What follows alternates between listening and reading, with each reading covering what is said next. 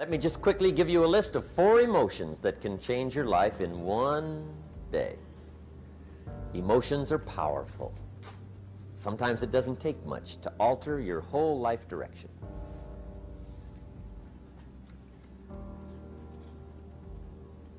Okay, here they are. Number 1, disgust. Powerful emotion. Disgust says, I have had it. See, that could be the day. The day you can say, I've had it. And whether you've had it with something small or something major, the day you can say, I've had it, may not be the day it ends, but the day it begins.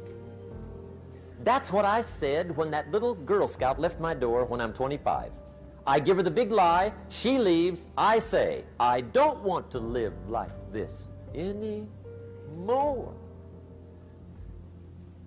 I've had it with lying and being broke. Powerful day. The man's finally had it with mediocrity. He's had it with being a loser.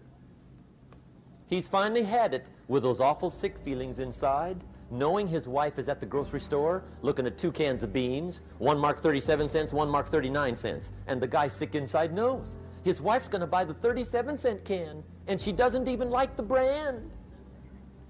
Do you know why she's going to buy the 37-cent can? To save 2 cents. The guy sick inside finally says, I've had it. Being on my knees in the dust looking for pennies, we're not living like this anymore.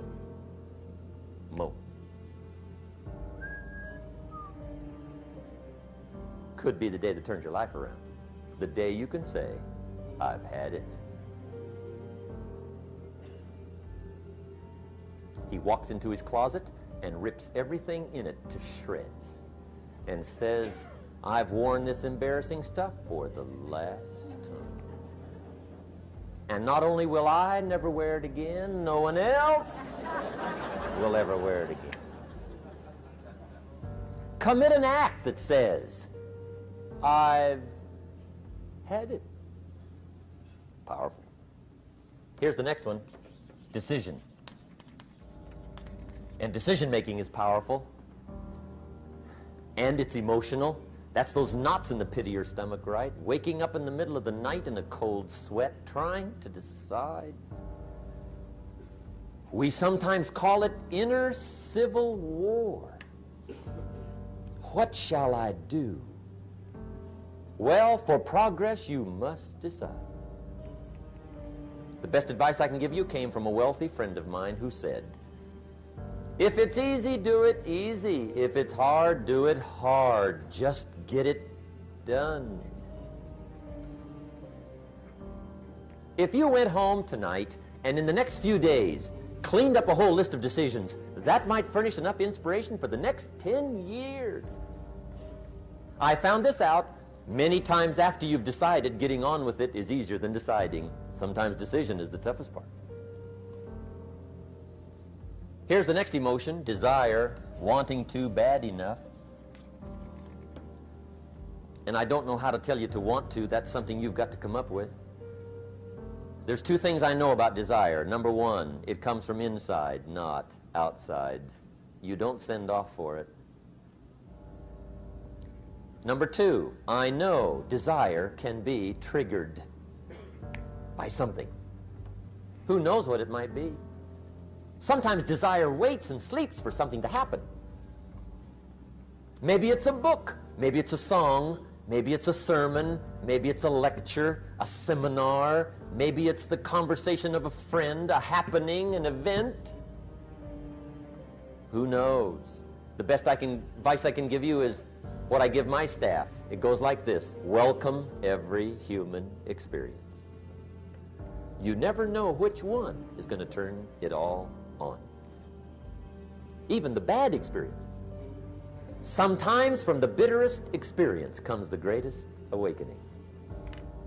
So let down the barriers, take down the walls. The same wall that keeps out disappointment keeps out happiness.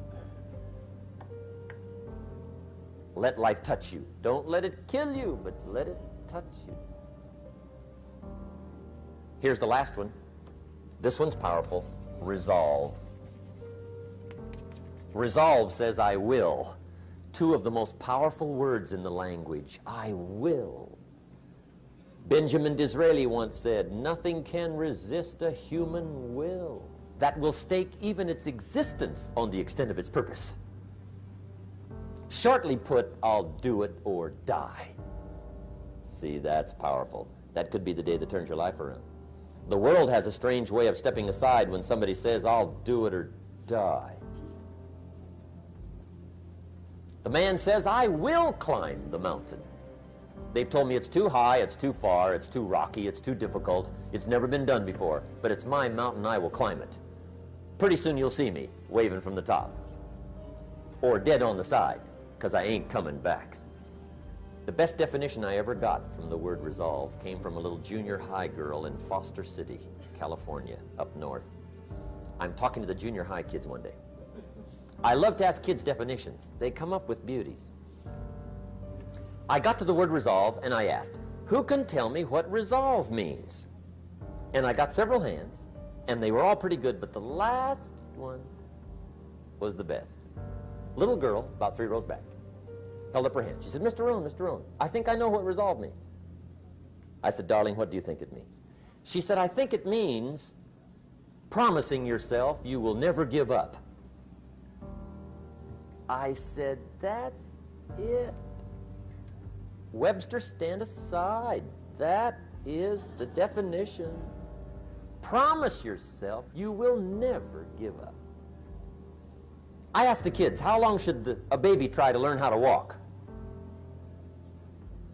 How long? How long would you give your average baby before you shut him off? How long? See, any mother in the world would say, you're crazy. My baby's going to keep trying until it learns how to walk. What a magic formula. Now let me show you what triggers all emotions into activity that brings results. And results is the name of the game. Here it is. Action. Finally, you must do something about how you feel. Jesus, the master teacher, said, don't just be listeners, be doers. The world admires the doers. Another Bible phrase says, faith without action is useless. Some people these days are big on affirmations. You've got to be very careful of affirmations. There's a thin line between faith and folly. The best clue I can give you on affirmations is this. Affirmation without discipline is the beginning of delusion. And there's nothing worse than delusion. The guy keeps walking west looking for the sunrise. I mean, delusion is bad.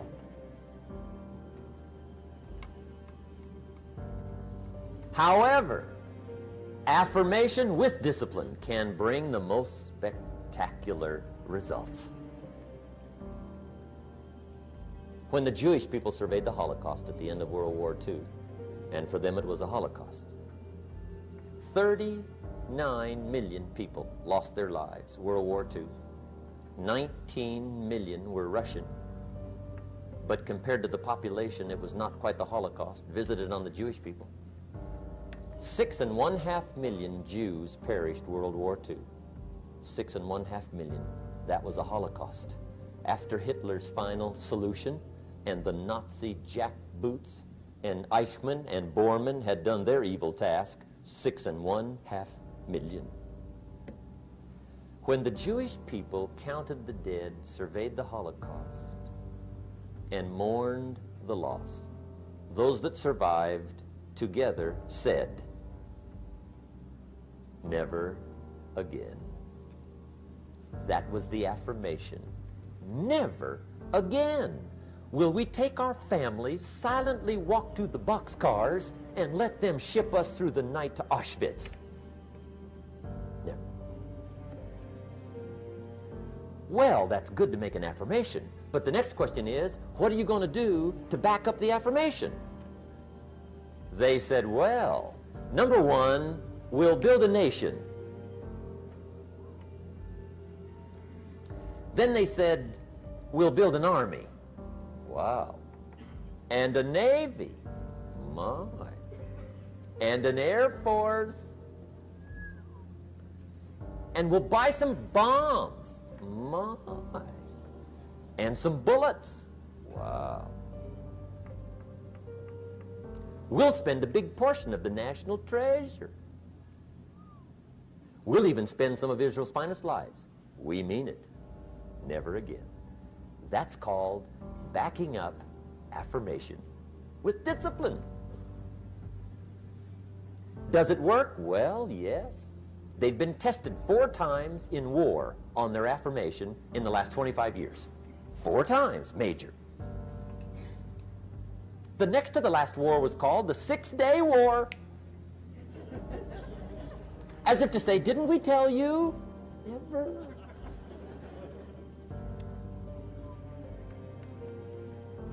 Make sure you always have a game plan to match your wishes. Otherwise, they will always be wishes.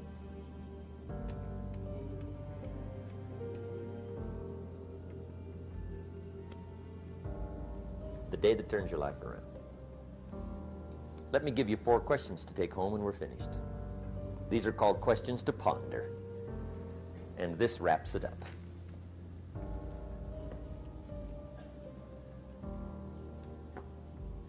Gosh, you've been a great audience tonight. How fantastic for so many people here. It's been unbelievable. I've really enjoyed it. I could talk all night, but I'm staying here, right? So I got a maid, right? And you got some ways to go. Okay, here's the questions I want you to take home in closing. First question is one of the major questions of the world. Why? Why should you try? Why read that many books? Why go that far? Why earn that much? Why share that much? Why learn all that? Why get up that early? Why put yourself through that much? Why try for all that? Good question. Why? One of the best answers to why is the second question. Why not? What else are you going to do with your life? Why not see how many books you can read, how far you can go, how much you can earn, how many friends you can make, how much personality you can develop, influence you can have, how many things you can accomplish, how far you can go, and what you can see? Why not? You got to stay here till you go. Why not? The third question is, why not you? Why not you? Some people have done the most incredible things with limited start. Why not you? Some people have done so well, they get to go, they get to see it all, they get to do it. They get to be there. They get to have it. They get to enjoy it. Why not you? Why not you watching the morning mist rise over the mountains of Scotland? Exploring the mysteries of Spain, soaking up history in London. Why not you? You got to take a stroll through the Palace of Versailles. Why not you? You got to have lunch in one of those neat little sidewalk cafes in Paris. I mean, Denny's is okay, but you got to try Paris. Someday you got to gaze directly at the Mona Lisa. I can show you where to find the most exquisite seashells in Miami and the Bahamas. I know where they are. Why not you? You got to shop on Fifth Avenue in New York. You got to stay at the Waldorf Astoria. Have dinner at Lou Chow's? Sliced roast goose on a bed of apple strudel. Why not you? You got to drink in an Arizona sunset. You got to see the world. You got to read the books. You've got to do the enterprises. You've got to be involved in commerce and love and travel and experiences. You got to do it all. Why not you? You've got to know the results that come from splendid discipline. There's nothing like a view from the top. And the last question is, why not now? Don't postpone your better future any longer. Get at it tomorrow with new vigor. Get you some new books. Ask some new questions. Set some new goals. Get you a new journal. Start your projects book. Get a game plan going. Do some more reading. Start to make changes. Have conversations. Make contact. And do it now. And if you will, I have a feeling one of these days we'll be hearing your story. You'll make us a phone call, write us a letter, get in touch with us and let us know what's happening to you. I want to thank you for being here. My final comment would be ask for God's help, which may sound a little strange coming from a strictly commercial company. We are not a religious order, but if you would allow me a personal word, that would be it. I think humans are unique, but we could all use a little help. But of course you've got to do your part. That's what we've talked about mainly tonight. Do your part, and I think God will do his part. It's a two-way street. And we do play a part. There's a story about the man who took a rock pile in 2 years, turned it into a fabulous garden. People came from everywhere to see it. One day a guy came by, saw the garden, thought it was fabulous, but he wanted to make sure the gardener didn't take all the credit. So to get his point across, he meets the gardener, shakes his hand, and says, "Mr. Gardener, remember, you and the good Lord together have this beautiful garden here." And the gardener said, "Hey, I understand that. I know what you mean." He said, "If it wasn't for the sunshine and the rain and the miracle of the seed and the soil and the seasons, there would be no garden for sure." But he said, "You know, you should have seen this place a couple of years ago when God had it all by himself." And I think that's true. We do play a part. I'm glad I was not an angel. I think humans have a lot more fun. You've made it a splendid evening, and I want to wish you the very best. Look forward to seeing you on the weekend. Make sure we get the little white slip of paper, and let's be in touch. I wish you the best. Good night. God bless. Thank you. Thank you. Appreciate it. Thank you.